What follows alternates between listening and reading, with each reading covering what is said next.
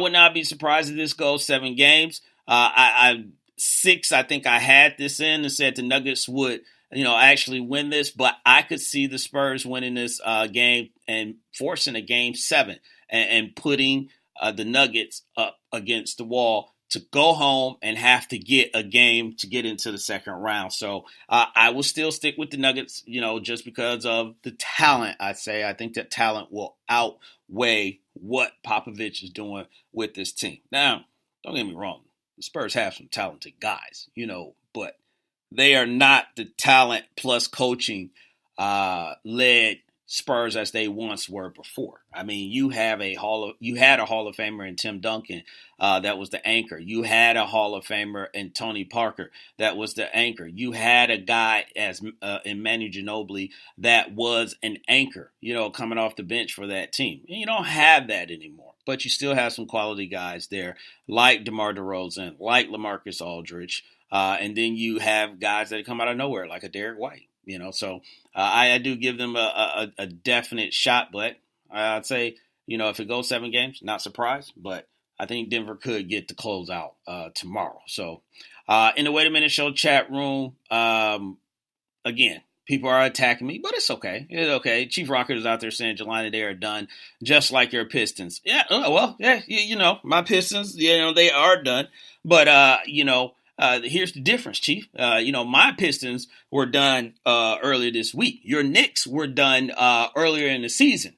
Actually, when they tipped off the first game of the season. So you would know when a team is done. So I definitely thank you for the input on that because, again, you are the master of delusion 101, and when it comes to knowing when a team is not done and done. So, yeah, great point. Great point, Chief Rocket Jersey Firm.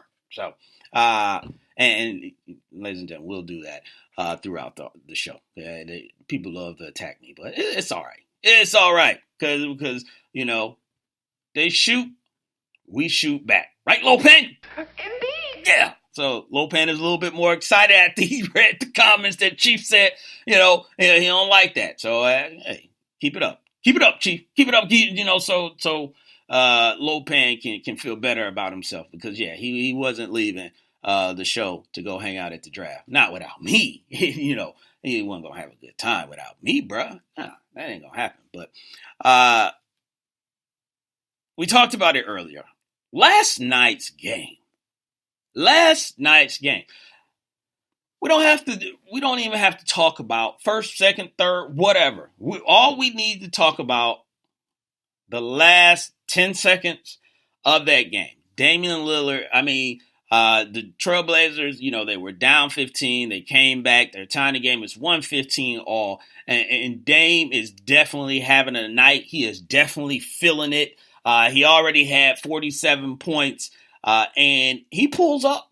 He pulls up with about 1.5 seconds left from 37 feet out, well beyond the 3-point line. And it was pretty much game.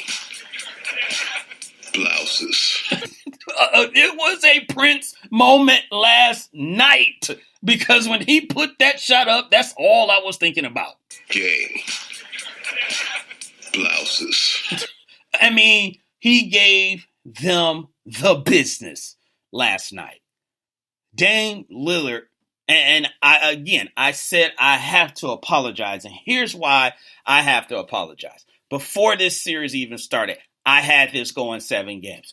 But I said that OKC was going to pull this game out because the Portland Trailblazers did not have Nurkic, and it was going to be an adjustment for them to try and figure out how they were going to pull these games off or how they were going to win. They were going to compete, but I just felt that they were going to miss out on Nurkic being there, that the end result would be a Game 7 loss.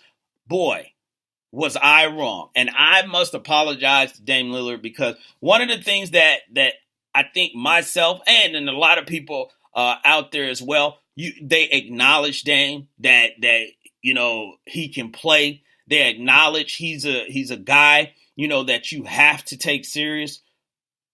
But we don't say it often enough. And it's a shame that he had to have a game like this for, I guess, people to really, really, pump up Dame Lillard, So I apologize, and this is not like he arrived or anything like that. Dame Lillard has been around for years doing this thing. But that game, it was more of a statement of, you better start paying attention. That's what I took from it. And I know Paul George was talking about that was a bad shot, that he took. And I disagree. And it's not a bad shot. And I'll explain why. It was a calculated shot. It was a high-risk shot, if you ask me. And he cashed in on it. And I think Paul George kind of forget. And he did. I want to say he did this against my Pistons. Is that there was, but the magnitude of the game was nowhere near what this was. It wasn't tied, the game on the line, the series on the line, or anything like that. But Paul George pretty much shot the same type of shot before when he was in Indiana. Ball came off because the clock was winding down. And Paul is sitting out by half court, and the ball gets tipped out to him. He steps up, and he literally puts his hand out like to tell people, calm down. And he pulls up pretty much from probably like 37, 40 feet, just like Dame did. And he hit the shot. And everybody talked about that. That's a bad shot. But he felt that it was a calculated shot that he could make. And the way that game was going last night, Damian Lillard was in a mode. Or a mood, as the kid says. He was in a mood. And that mood, he was in the B-Rabbit mood. And it was just like, I don't care who it is on the OKC. I'm going to give them this work. He gave them the work throughout the game. And at the end of the game, Dame even said he did not want to leave it in the ref's hand. I think he felt confident if he had missed a shot, they could go into overtime and win that game. But I don't even think he was thinking about overtime. I just think he was in such... I think he was just so locked in and he was giving folks work that shot made all the sense in the world. When he pulled up, I didn't have a problem with it. I didn't have not one problem with it. Now, if you got 13 points, 17 points, and you're pulling up from like that, no. But 47 points, you're in the zone. You locked in, and you are putting in work. And to have the confidence that he had to take care of OKC in the manner that he took care of them was, you better start paying attention. That's exactly what that shot was. You better start paying attention.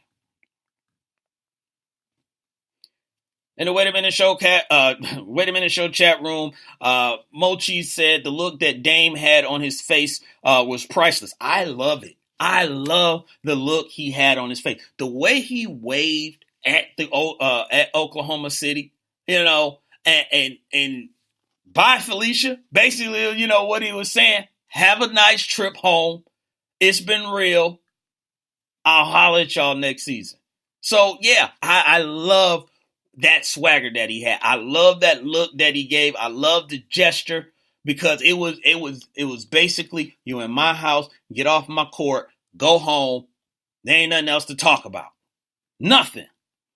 Mochi's also said you can't be out here calling grown men the B word getting bounced in the first round. I'm just saying. Yeah. And that was the thing that Dame talked about was that, OKC was doing a lot of talking and a lot of showing out. He definitely pointed out Dennis Schroeder doing the it's Dame time and, with other things, and all that stuff. So, hey, when you talk, when you run your mouth like that, you open yourself up to what might come to you. And they just, at the end of the day, they caught Dame on the wrong day. That's exactly what it is. caught him on the wrong day. And it was just that mode. He was just like, it's over. It's over. I'm about to end this. So Twitter went crazy. Social media went crazy. The following day, all the TV shows went crazy. Yeah, I have no problem with what he did. That, to me, there is nowhere near I would call that a bad shot. I get what he is saying, Paul George, but that's not a bad shot. The way his night was going, that's not a bad shot. Not at all. So Portland is going to be a problem for some people in the next round. I can't say that they're going to get out of the second round, but with something like that type of performance, it definitely gives you, a different perspective about what they're doing. And this run, this could help them out this summer, picking up key acquisitions, because we already know Dame ain't trying to go to another team. He don't want to be a part of no super team or anything like that. You can come to Portland and ball with us. So, and it's great to see the Trailblazers balling like that. I mean, it takes some nasty individual to pull up like that. And he knew the shot was going in. Nasty. Just nasty. So we're going to move on. And actually, we're going to still stay in this game, but it's really pretty much talk about Oklahoma City now. Now, after that game that they had and Dame serving them up just like that, now it's, the question of what's the next step? What's the next step for the OKC Thunder? Because this is their third year getting bounced out of the first round. You've had Russ there, that was the MVP. And you had last year Paul George and Carmelo, and that didn't work out. Obviously, you got Paul George this year, and that didn't work out. And then Russ was trying to do it, obviously, and I don't want to say by himself, but he didn't have the second superstar with him after KD left. But at the end of the day, they're getting bounced out of the first round. So what is the next move, for this team? Sam Presti, no one is going to, really, dog him for the moves that he made, because he got guys, quality guys like Grant on the team. You got Steven Adams on the team. They went and got Schroeder on the team, and everything. So you could just say, this team needs to just add a few pieces and grow. I don't know if that's necessarily the answer anymore. It could be a mentality. It could be Russ. A lot of people are pointing the finger that way as far as like what's going on with this team. It begs the question, which we're going to talk about it in another episode, what if, but it begs the question of, did they trade the right person, off of this team? Would things be different? But I think the other thing that's going to come into question is the head coach. Billy Donovan has been at the helm of this, and no one wishes this, but don't be surprised if Billy Donovan gets fired. You got two guys. Now, and Dame and CJ McCollum, they're not no slouches or anything like that. But you got Dame and CJ aren't held in the same regards as a duo, I should say, as Russ and Paul George is. You could argue which is the better, duo. Both of them have qualities about themselves that you can make that argument. But I think at the end of the day, people will probably take Paul and Russell over Dame and CJ. I just think that's what, people would do. But at this point, it's not working. And at some point, you're going to start looking at the coach and trying to figure out, is he getting the best out of the team? Is this stuff getting old?